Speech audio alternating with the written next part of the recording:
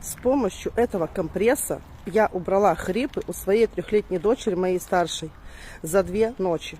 Я бы не поверила, если бы мне об этом сказали, что такое возможно. Доктор, которая слушала ребенка, сказала тоже, если бы я не слышала сама эти хрипы, я бы не поверила, что это может быть.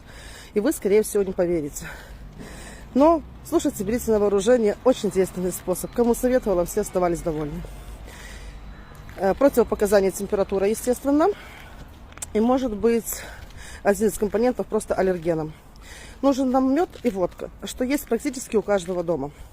Разогреваете мед до приятной температуры, тепленькой, как хотите, на водяной бане, микроволновке, но на глаз, я не могу вам сказать пропорции. Потом добавляете водку. Если маленькому ребеночку, то, естественно, водку разводите с водой, чтобы не сделать ожог. И такой компрессик накладываете на ночь, на грудную клетку и на спинку. Иногда хватает одной ночи, может быть 2. Пользуйтесь только с осторожностью. Смотрите на индивидуальную